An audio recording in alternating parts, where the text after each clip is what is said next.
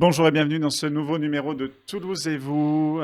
Aujourd'hui, Pascal qui m'accompagne de Oui, nouveau. Comment vas-tu? ben ça va très bien. Bonjour tout le monde, bonjour à tous. Toujours un plaisir de t'accompagner, hein. Bah écoute, plaisir Ouais. partagé. Comme d'habitude, hein, vous le savez, on va parler culture, on parlera voilà, pas mal de choses. Et on commence, vous le savez, toujours cette émission par la partie politique pour que vous connaissiez mieux nos politiques locaux et surtout des politiques de terrain. C'est tout de suite, juste après ce jingle pour Politisez-vous.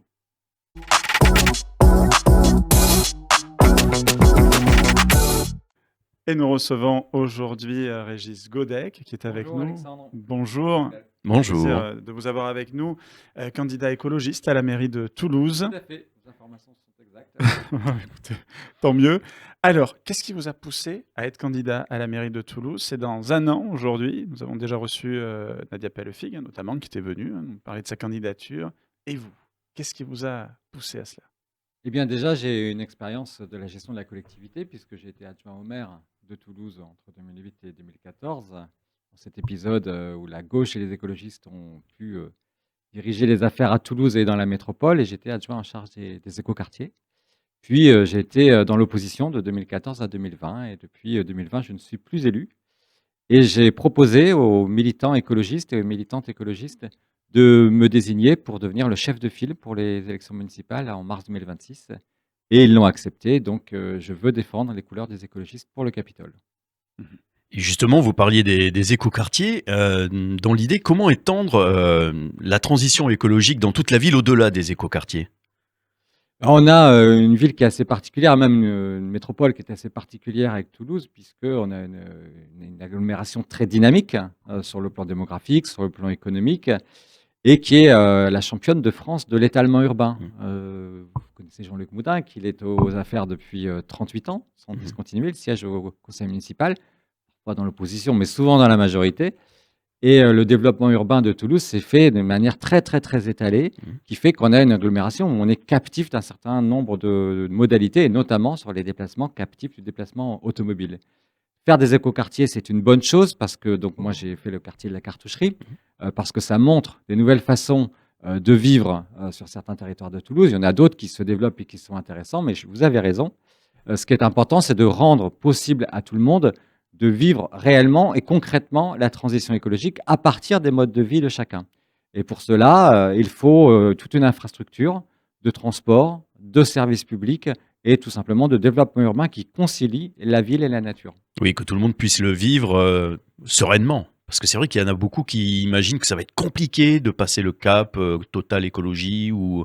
Enfin, pour certains, c'est compliqué. Je ne sais pas quand on passe le cap Mhm. total écologie, et peut-être jamais, c'est des questions de curseur, mais il faut partir des modes de vie de chacune des Mhm. personnes pour les adapter aux réalités du quotidien. Les réalités du quotidien, c'est quoi? C'est se rendre compte que les équilibres écologiques sont finalement des éléments qui déterminent nos modes de vie. Il y a un philosophe que vous connaissez sans doute qui s'appelle Bruno Latour, Mhm. qui a écrit un livre qui s'appelle Comment atterrir, c'est-à-dire comment revenir à l'échelle de notre dimension terrestre, notre condition de terrestre. Et effectivement, nos modes de vie actuels doivent intégrer ces éléments-là. Et on peut le faire parce que la cartoucherie, vous voyez, quand on a porté le projet, moi j'en parlais donc en 2008, en arrivant adjoint aux écoquartiers, certains nous disaient que c'était illusoire, fantaisiste, utopiste. On a mené beaucoup de concertations avec des acteurs, des riverains, des acteurs économiques, des acteurs de la promotion immobilière, et on a démontré qu'on pouvait concilier la bifurcation écologique et la justice sociale, puisqu'il y a aussi 35% de construction de logements sociaux dans le quartier de la Cartoucherie. Et aujourd'hui, on me dit que ce quartier est plutôt une réussite et justement un modèle de ce qu'on pourrait développer. Et je souligne avec une densité urbaine qui est assez importante, plus de 100 logements à l'hectare, ce qui montre qu'aussi on peut construire d'une manière dense, donc répondre aux enjeux de la construction et la lutte contre l'étalement urbain, tout en préservant une qualité de vie et une justice sociale à l'intérieur du quartier. Et du coup, quelles sont les alternatives concrètes pour la mobilité durable et la qualité de l'air, justement? Bien, moi, je crois beaucoup à une particularité de Toulouse qui est sa qualité ferroviaire. Savez-vous qu'à Toulouse, il y a une étoile ferroviaire, une étoile à 6 branches, c'est-à-dire qu'on peut utiliser l'infrastructure ferroviaire pour relier différents points de l'agglomération, et le ferroviaire ne sert pas que pour du Mmh. transport interurbain. Toulouse-Montauban, c'est intéressant, Toulouse-Albi, c'est intéressant, mais en vérité, sur ces branches, on peut aussi faire du transport ferroviaire pour le réseau de transport en commun. Il y a une structure, une association qui s'appelle Rallumons l'étoile et qui propose, par exemple, de créer un RER métropolitain qui pourrait relier différentes villes. Alors, la première, c'est de Castelnau-d'Estrétefond à Baziège, en passant évidemment par la gare Matabiau, sans en faire un terminus, et qui permet de relier l'Est avec l'Ouest, le Nord avec le Sud. Et cette étoile, il faut la rallumer. Et je pense que depuis un certain nombre de décennies, on aurait pu activer ce tissu ferroviaire et nous pensons le mettre en œuvre, évidemment, pas à pas, à partir de 2026. C'est vrai que cette histoire de RER toulousain, on en parle depuis très longtemps. Est-ce qu'en général, la France oublie un petit peu ses trains? Je suis fils de cheminot, c'est de quoi je parle. Pareil. On voit des gares, toi aussi, Oh, d'accord, bah on oui. voit des gares de plus en plus remplacées, des hommes remplacés par des robots, enfin on le voit. Et à Toulouse, on a le tramway qui a été remis. Moi, je trouve qu'il n'a pas été assez. J'aime bien voir le tramway en centre-ville. Voilà, parce qu'on sort de terre, le métro c'est bien gentil, mais voilà, c'est un peu, quand on est claustro, c'est pas génial. Mais cette histoire de RER, pourquoi ça ne prend pas? Moi, ça fait longtemps que j'entends parler. C'est vrai que c'est une solution plutôt sympathique. Alors, ça fonctionne, et ça fonctionne dans plusieurs villes de France qui commencent à se réveiller sur ce Mais à sujet-là. Toulouse, je voulais dire justement. Et oui, on en mais veut pas. Strasbourg se développe, Bordeaux, Oui. on travaille sur le projet, mais Toulouse, effectivement, a misé un peu tout sur le métro. Ce qui est une belle infrastructure. La ligne A, la ligne B et bientôt la ligne C, ce sont des infrastructures capacitaires. Mais vous voyez le périmètre qui est desservi par le métro, il est quasiment sur le périmètre de la ville de Toulouse, en fait, de la ville-centre. Alors qu'avec l'infrastructure ferroviaire, on peut desservir des villes périphériques et avoir un développement urbain qui est beaucoup plus harmonieux. La difficulté, il y en a plusieurs, c'est qu'il faut faire travailler des collectivités qui sont gestionnaires de différents réseaux. La région, par exemple, gère le ferroviaire pour le transport interurbain. Tisséo gère le transport sur une centaine de communes et sur l'intégralité de la métropole. Ces transports ne sont pas tout à fait les mêmes, donc nous demandons qu'il y ait une instance commune d'organisation des transports avec un titre unique de transport qui puisse permettre d'utiliser le ferroviaire aussi pour les déplacements dans le réseau Tisséo. Il y a une ligne qui existe, enfin, il y a l'utilisation d'une ligne ferroviaire qui est possible dans le réseau Tisséo, c'est entre la station des Arènes et la station de Colomiers. Elle est intégrée dans le réseau Tisséo, mais on pourrait faire beaucoup plus. Et d'ailleurs, on le voit, vous le dites, on oublie largement le ferroviaire. Aujourd'hui, on s'inquiète sur la pérennité de la ligne Toulouse-Auch, par exemple, qui est une ligne qui est intéressante évidemment pour les deux collectivités, mais pour toutes les villes qui sont entre Toulouse et Auch, Oui, entre et qui pourraient, Pibrac, Colomiers et d'autres, bénéficier du maintien et du développement de cette infrastructure ferroviaire. C'est un exemple, là je parle beaucoup de mobilité, mais c'est un exemple qui démontre qu'aujourd'hui, la majorité qui est en place, elle manque d'idées, elle manque d'anticipation, et qu'on continue de penser les problématiques du présent avec les recettes du passé. Du coup, il faut une vision de transition juste au niveau de l'écologie. Et comment est-ce que cela peut aider les quartiers prioritaires? Mais ça se concilie parce que les premières victimes du réchauffement climatique ou de toute façon de toutes les inégalités environnementales, ce sont les classes populaires. Quand vous regardez qui vit dans des passoires thermiques, c'est-à-dire qui souffre du froid l'hiver, qui vit dans des bouilloires énergétiques, qui souffre de la chaleur l'été, c'est les personnes qui sont mal logées. Qui souffrent. Et les châtelains. Oui, Alors, je les sont connais reconnus moins. dans les châteaux, il fait froid. Qui souffrent de la pollution, des nuisances sonores, notamment de l'aéroport Toulouse-Blagnac, qui est quand même très inséré dans la ville. 150 000 habitants de la métropole sont impactés par les nuisances sonores. Ce sont souvent les personnes qui sont dans les quartiers les plus défavorisés. Et pour la pollution de l'air, c'est exactement la même chose. Et toutes les dégradations environnementales portent des préjudices supplémentaires sur les personnes qui sont les plus défavorisées. Donc justice sociale et justice écologique, pour nous, ça va de pair. Bon, pour autant, j'entends qu'aujourd'hui, les modes de vie et de consommation écologique, ils ont un certain coût. C'est-à-dire que si on repose simplement sur vous devez vous mettre à la page de la question écologique, vous devez consommer tel ou tel produit, vous devez vous habiller de telle ou telle façon avec des produits éthiques, eh bien en fait, ça vient impacter le portefeuille personnel des consommateurs, et ce n'est pas la bonne recette, ni de les culpabiliser, ni de les rendre responsables de la situation de crise écologique dans laquelle nous sommes. Ce sont les pouvoirs publics qui doivent agir, et c'est pour ça que nous, au Capitole et à la métropole, on veut mettre en place la bifurcation écologique, mais dans la justice sociale. C'est du bon sens. C'est vrai qu'on reproche souvent aux gens de consommer pas local, de consommer même avec toutes ces plateformes qui existent maintenant, hein, où on commande des vêtements qui sont à l'autre bout du monde.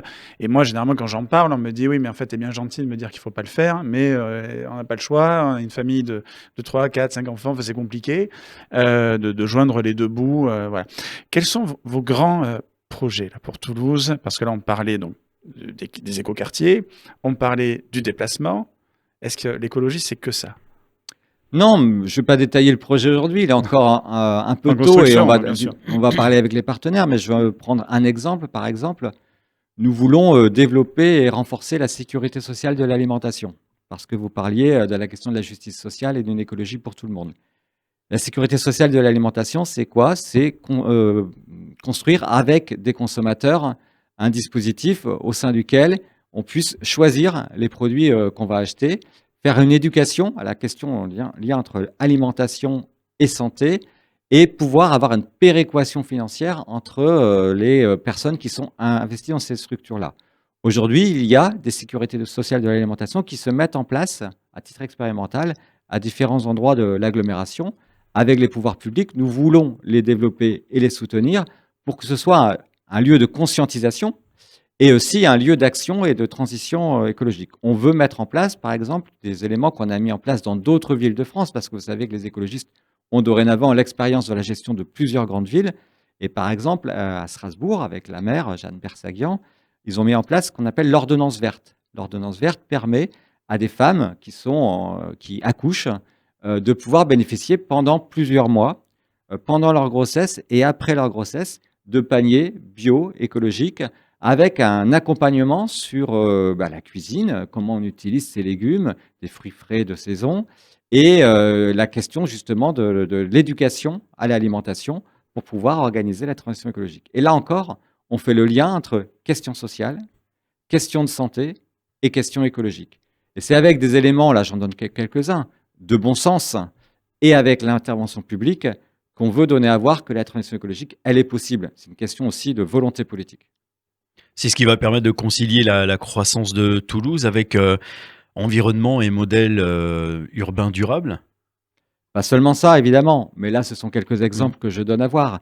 On a un grand sujet qui est sur la question économique. La ville de Toulouse est une ville qui a un dynamisme économique et il est lié évidemment beaucoup à l'industrie aéronautique. Et on sait que l'avenir de l'industrie aéronautique doit évoluer. Alors, est-ce que c'est une évolution des modalités de déplacement des avions, avions à hydrogène ou autres? Mais on pense surtout qu'il nous faut un plan économique de transition écologique et une réindustrialisation de la France et de la ville de Toulouse avec, prenant en compte la question écologique. Donc ça, c'est un élément aussi de l'économie, du développement économique, c'est-à-dire maintenir le développement économique de l'agglomération de Toulouse en prenant en compte les enjeux écologiques. Et du coup, comment est-ce que vous comptez réunir la gauche toulousaine en 2026? Ça, c'est la recette la plus difficile à Toulouse, puisque nous sommes inventeurs du paradoxe toulousain, c'est-à-dire une ville qui vote à gauche à chaque fois qu'il y a des élections nationales, et assez largement, et qui met en place au Capitole une majorité de droite. C'est une recette qu'on applique depuis Pierre Baudis, on le voit Dominique pas Baudis. mal de moi-même dans mon petit village varois. Le maire a été longtemps communiste. Aujourd'hui, je crois qu'il est aussi de gauche, bien que pas encarté. Je pense que voilà. Et pourtant, au national, il vote plutôt à droite. Et à Toulouse, il y a eu une exception, en fait, sur les dernières années, c'est celle que j'ai vécue et qu'on a mis en place en 2008 à 2014. La gauche était au Capitole avec la majorité de Pierre Cohen, à laquelle j'appartenais. Et nous pensons qu'elle peut revenir en 2026 à condition qu'elle qu'elle construise une coalition politique et qu'elle respecte les différentes couleurs qu'il y a dans la gauche. Il y a peut-être plusieurs curseurs à gauche, et puis il y a la question écologique qui est une question centrale aujourd'hui à gauche et une question qui réconcilie peut-être les différentes gauches. Et donc la proposition que nous faisons, c'est de construire cette coalition politique. Moi, je suis disponible pour les écologistes pour la conduire au Capitole et de réaliser les compromis politiques qui nous permettraient d'avoir une coalition politique qui respecte évidemment les différentes couleurs politiques de la gauche, mais aussi et surtout qui respecte l'ensemble des Toulousains, puisque ce n'est pas simplement une équipe Mmh. municipale qui gagne, mais c'est évidemment une équipe qui va gérer avec l'ensemble des citoyens et qui mettra en place des dispositifs de démocratie participative pour que toutes les citoyennes et tous les citoyens puissent s'impliquer dans la vie locale. Je vois même en local, malheureusement, ce qu'on retrouve au national. Je vois des partis politiques qui ne sont pas d'accord et c'est normal. Ils se retrouvent au Capitole et débattent. Mais je vois de plus en plus sur les réseaux sociaux, à gauche comme à droite, des attaques plutôt véhémentes, plutôt un peu, on a l'impression d'être dans une télé-réalité, un petit peu les politiques des Ouais. TikTok.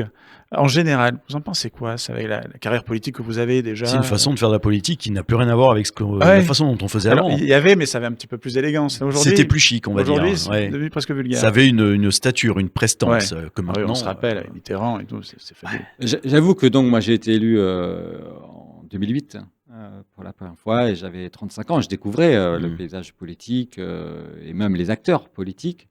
Et le débat se faisait plutôt dans l'enceinte du conseil municipal et de manière plutôt courtoise et apaisée. Et donc j'ai quitté, je ne suis plus élu depuis 2020 et là je reviens d'une certaine façon sur le terrain politique et je vois effectivement que la tonalité a changé et qu'il y a une polarisation des lignes politiques, c'est-à-dire qu'on recherche beaucoup plus que par le passé la conflictualité, et cette règle s'applique à gauche comme à droite. On le voit aussi du côté du Capitole, malgré le profil Ouais, mais c'est vrai. un petit peu polissé, on va dire, de Jean-Luc Moudin, qu'on voit que dans son équipe municipale, il y a aussi l'utilisation de la violence, et notamment la violence verbale, évidemment, Oui. et notamment par l'utilisation des réseaux sociaux, et je le déplore. Parce que franchement, on ne fait pas grandir le débat municipal et on ne construit pas une ville avec ses habitants avec des injonctions qui sont faites à des opposants politiques. Donc moi, j'appelle à plus d'apaisement et à un dialogue qui soit respectueux. Et je pense qu'effectivement, nous pouvons le mettre en place et c'est d'ailleurs ce que nous devons aux Toulousaines et aux Toulousains pour 2026. Et je m'applique à essayer de rester à chaque fois que possible courtois et d'ailleurs à ne pas réagir aux provocations qui peuvent venir par le biais des réseaux sociaux. Et du coup, quel désaccord majeur est-ce que vous avez actuellement avec la municipalité actuelle et quelle rupture proposez-vous?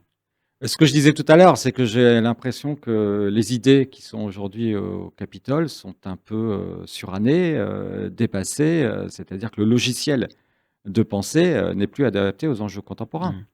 Nous pensons qu'il faut mieux construire la ville au niveau de Toulouse. On a un maire qui dit: «Oh, vous savez, moi, je fais du pragmatisme». On dit: «Je ne fais pas vraiment de politique, je ne fais que gérer les affaires courantes. Il y a des déchets, il faut les ramasser, il y a des feux rouges, il faut les gérer» et qui gère un peu au coup par coup. On prend un certain nombre de projets de développement d'infrastructures. J'en prends un, c'est juste pour l'exemple, hein, ça peut sembler anecdotique, mais vous avez par exemple une piste cyclable qui est expérimentale aujourd'hui le long du canal du Midi, le long de l'avenue des Minimes. Et on est en train de tâtonner, on a pris donc une voie de voiture pour construire une voie de vélo qui est expérimentale dans un couloir de bus. Enfin, le couloir de bus a été déplacé. Et on dit oui, on verra un peu plus tard si c'est utile. Alors ça fait des vagues, les automobilistes ils ont des bouchons, mais c'est quand même mieux parce que pour les piétons qui sont le long du canal du Midi, ils sont moins perturbés par ces 5500 vélos qui passent à cet endroit-là. Mais enfin, pourquoi on est encore en train de griffonner, de tâtonner, d'expérimenter? Pourquoi on n'a pas une vue d'ensemble, un plan d'ensemble sur la construction de la ville? Et aujourd'hui, je pense que ce qui nous différencie le plus de l'équipe municipale actuelle, c'est que nous avons une vision, nous avons des projets, nous voulons les mettre en œuvre plutôt que de faire des gribouillages le long du canal du Midi ou ailleurs. Et finalement, 2026 n'est pas très loin. Quel message avez-vous pour convaincre les électeurs pour 2026? Quel message principal? Eh bien, déjà, on les invite à venir à nos côtés, les électrices et les électeurs, et à venir écouter nos propositions. On fera une réunion publique là dans quelques semaines, par exemple, le 5 juin. Je vous invite à 20h30 à la salle de la Roseraie.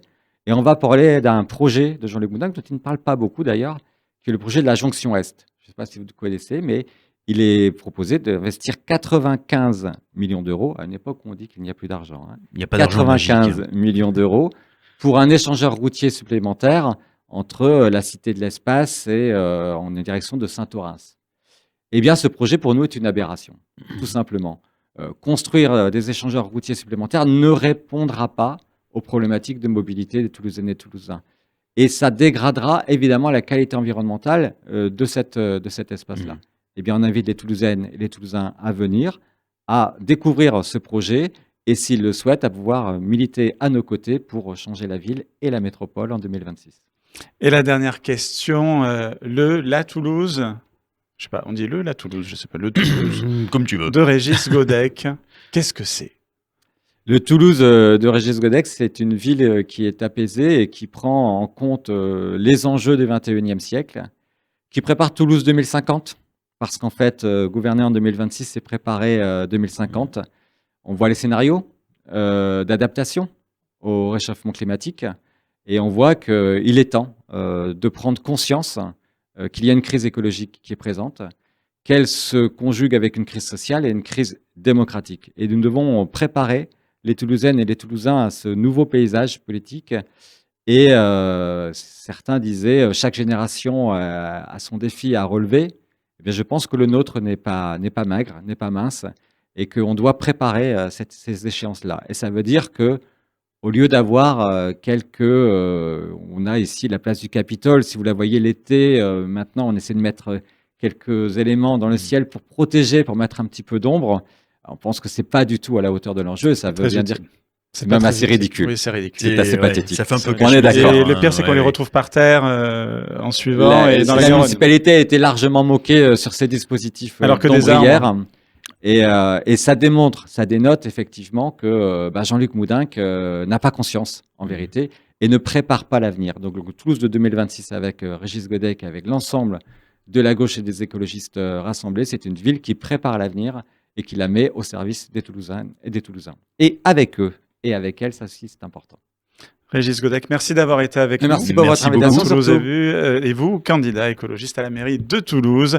Et on passe à la suite dans Toulouse et vous.